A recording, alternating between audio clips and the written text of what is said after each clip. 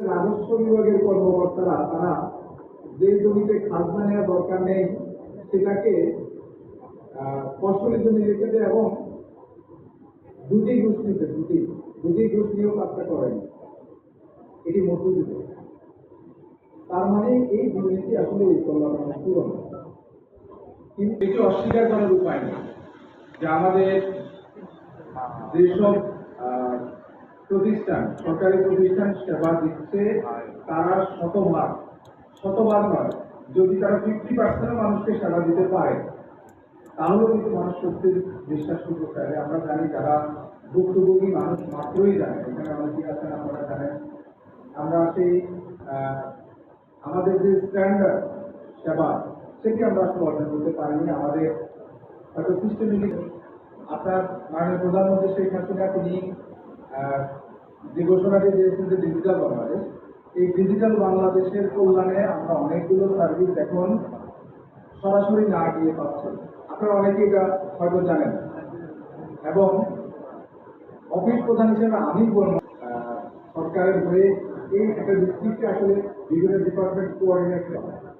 এবং আমি কিন্তু প্রতি বুধবারে গণশুনানি নিজেই, প্রতি বুধবারে আমাদের ক্যাবিনেট নির্ধারিত গণশুনানি রয়েছে এবং আমার কিন্তু প্রতিদিনই গণশুনানি। আপনারা যারা অনেকে যান তারা দেখেন যে কন্টিনিউ আমি যখন সকালে 9টায় বসি, 9টা থেকে 6টা, সন্ধ্যা 6টা 7টা পর্যন্ত এক মিনিটের জন্য আমার রুমটা ফাঁকা থাকে, সেরকম একটা মানুষ যায়। তো আমরা চেষ্টা করছি তো সিস্টেমেটিক আসলে এই উন্নতিটা করতে আছে। মাননীয় প্রধানমন্ত্রীর সাথে কথা হচ্ছে যে আপনাদের সার্ভিসটা যদি সিরিয়ালটা মেনটেন করা যায়, যে আমি সিরিয়াল মেনটেন করবো, যে আগে যিনি আবেদন করেছেন তার সার্ভিসটা আগে দেবো। আমাদের সমস্যাগুলো আসলে জনগণের মধ্যে সমস্যাটা রয়েছে। তিনি জমির মালিক না,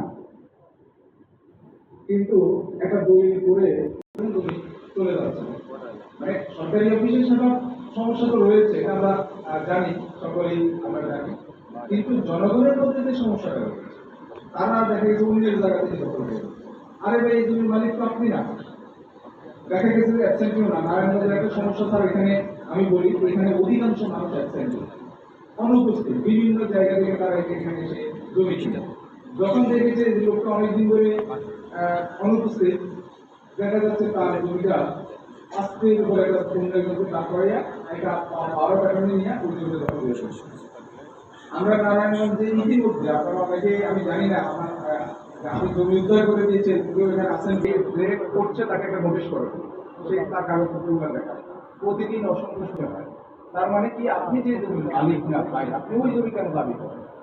টাকা একজন থেকে এই জায়গাটা থেকে আসলে আমাদের চলমান 2041 সালে বাংলাদেশের মতো দেশ হবে। ন্যায় বিচার প্রতিষ্ঠান, আইনের শাসন, এগুলো আসলে অনেকগুলো বিষয়ে আমাদের কাজ করা রয়েছে।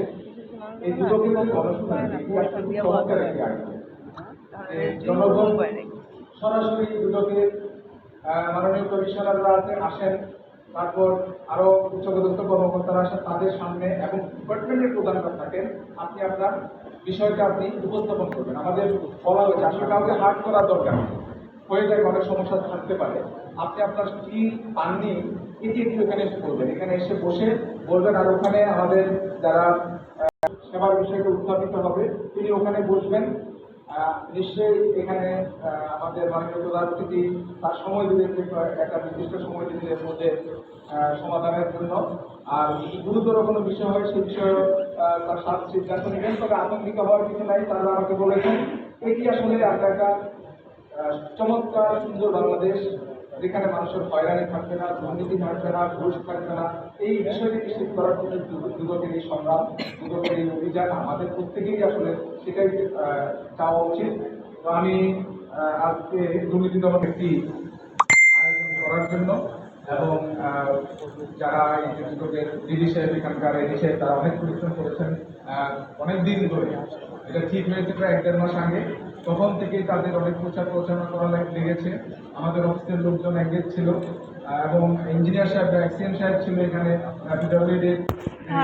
আপনাদের সকলকে যারা উপস্থিত হয়েছেন, উপস্থিতি আমরা অনেক উপস্থিতি পাচ্ছি না, আমরা দুঃখ প্রকাশ করছি। আসলে সিটের তুলনায় মানুষ বেশি হয়ে গেছে। আপনাদের কাছে আমরা আসলে দুঃখ প্রকাশ করার কিছু নেই, একটু কষ্ট করে আমরা নির্ধারিত সময়ের মধ্যে আমাদের অনুষ্ঠান শেষ করব। আপনাদের সকলকে আবারও ধন্যবাদ এবং কৃতজ্ঞতা জানিয়ে আমি আমার বক্তব্য শেষ করছি। জয় বাংলা, বাংলাদেশ তৈরি করুন। মোহাম্মদ মাহমুদুল্লাহ। আজকের এই অনুষ্ঠানে নারায়ণগঞ্জ জেলার সকল সরকারি, আধা সরকারি, স্বায়ত্তশাসিত, সরকারি বেসরকারি ব্যাংক ও আর্থিক প্রতিষ্ঠানের কর্মকর্তাদের সাথে উক্ত দপ্তরগুলোয় সেবা প্রতিনিধি অংশগ্রহণ করবেন। আমি এই অনুষ্ঠানে নারায়ণগঞ্জ জেলার সকল সরকারি, আধা সরকারি, স্বায়ত্তশাসিত, সরকারি বেসরকারি ব্যাংক ও আর্থিক প্রতিষ্ঠানের বিভিন্ন পর্যায়ের নাগরিকগণকে মঞ্চের ডান পাশে আসন গ্রহণের জন্য অনুরোধ জানাই। জনাব মোহাম্মদ মাহমুদুল হককে মডারেটর আসনে আসন গ্রহণের মাধ্যমে আজকের গণশুনানি কার্যক্রম শুরু করার জন্য আমন্ত্রণ জানাচ্ছি। আমরা একটু সময় নেব মডারেটর স্মরণের জন্য। সবাইকে অসংখ্য যান আপনি এদিক দিয়ে যে কোনোটা থেকে